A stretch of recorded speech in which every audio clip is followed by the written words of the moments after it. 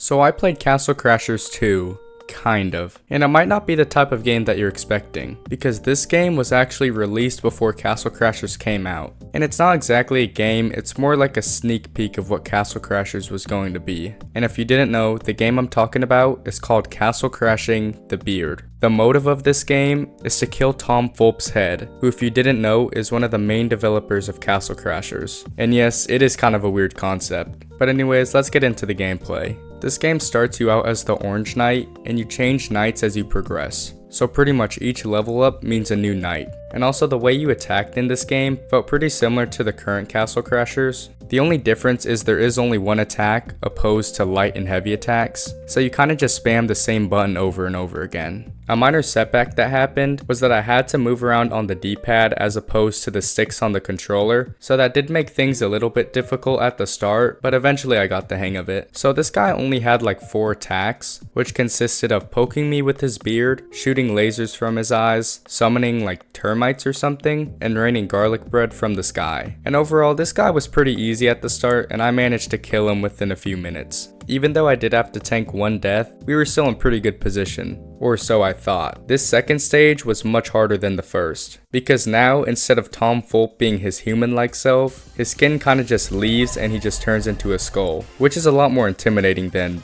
whatever this is. For the first half of the second stage, the skull's only attack was to shoot fireballs from his face, which wasn't too bad to defend against, but I still ended up getting hit quite a few times. But anyways, now that the skull was at half health, he decided to spawn a few skeletons that were actually pretty hard to go against. The good thing about these guys was that they only had 1 attack, which was to lunge at me with their spears. But since I got a pretty clutch level up in the middle of fighting them, taking these guys out wasn't too hard. But after getting some more hits on the head of Tom Fulp, he decided to summon Sherbert, aka this big orange cat. And let me just tell you, fighting this guy was a nightmare. The only way to damage the cat was to hit it right in the head. And since the head is so much smaller than the rest of the body, this made doing any type of damage a lot harder than it should have been. The cat got the best of me by trapping me under the blocks and having me constantly step on the spiked tail, which did give me my second death of the run, which meant I was on my last life, so I had to be careful. The one good thing about dying is after you get back into the game, you have a few seconds of immunity. I took advantage of this by hitting the cat as many times as I could before he could start damaging me again. And luckily this worked as I beat the first stage of the cat. The problem was I didn't know this was the first stage, and I thought I had beat the cat entirely, so when I saw the cat start charging at me again, I didn't know what to do, and eventually it ended my run. But luckily, since I'd gotten pretty far the first run, I unlocked a couple pets, and the pet I decided to use was called Bella. This frog allowed me to gain the ability to summon a protective bubble shield that pretty much made me invincible for a few seconds. But anyways, after I made my way back to the cat boss, I was finally able to defeat it. The only problem was I was at very low health, and I was on my very last life. And when I went to attack the skull,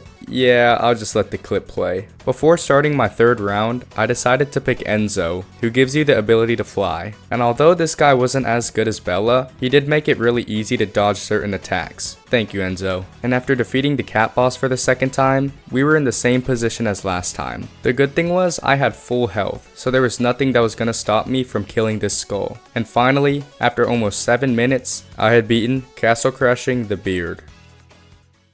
Thank you guys so much for watching. I know this is kind of a different video as it's not technically Castle Crashers, but I've been thinking about it a lot and I want to start branching out my content a little bit more. So if you have any game suggestions, leave them down in the comments, and I'll see you in the next one.